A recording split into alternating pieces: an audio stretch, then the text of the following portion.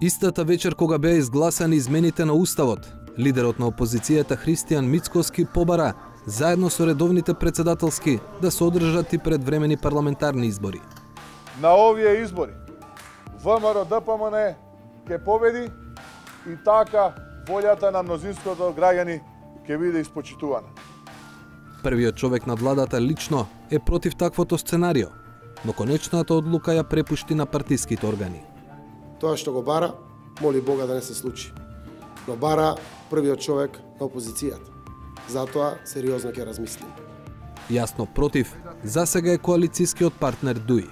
Сметам дека сега целата политичка енергија треба да ја фокусираме на заокружување на членството во НАТО и започнување на преговорите со Европската Унија во 2019 година.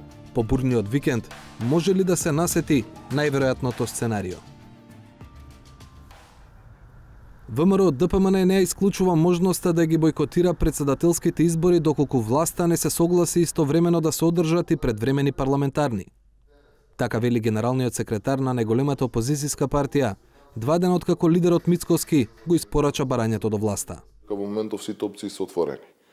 Во однос на действувањето, односно делувањето на СДСМ Заев и власта, така и ВМРО ДПМН како позиција ќе гради стратегијата во однос на понатамошните чекори, со тоа што нормално во моментов не исклучуваме ни една од опциите во однос на нашите следни чекори.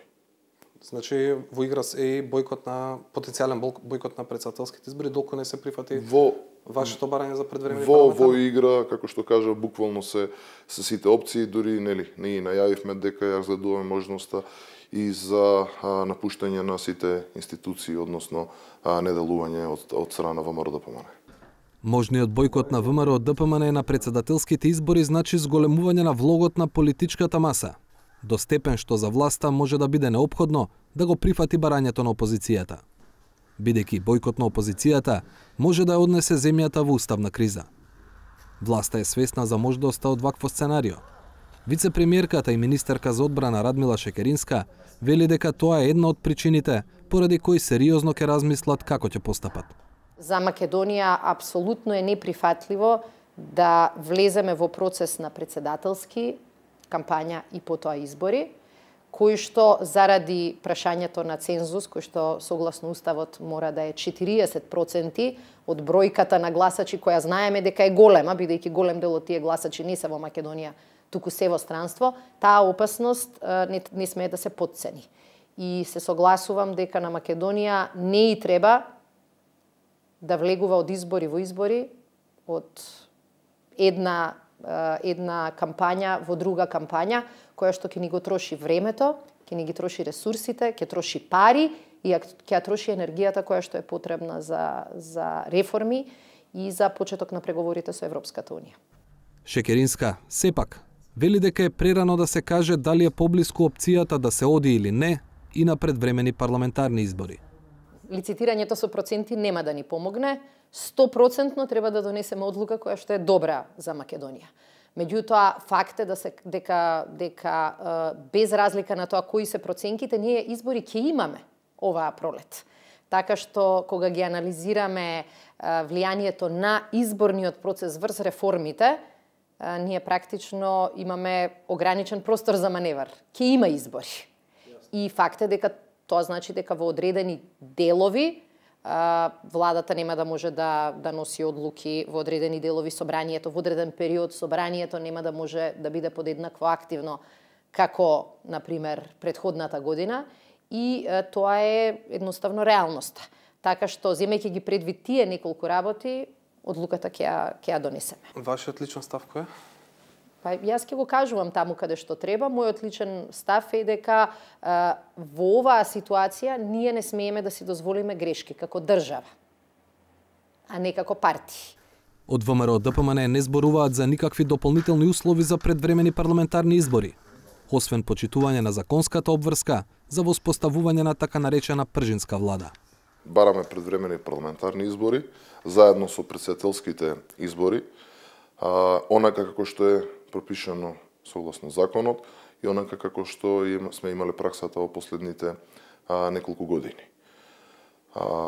Дали ќе побараме дополнителни услови или дали ќе зависи нашето излегување на избори, не ги условуваме. Значи тоа е барањето. Додека не е јасно дали ќе ги има, речиси со сигурност може да се претпостави која ќе биде линијата на судир на евентуалните парламентарни избори.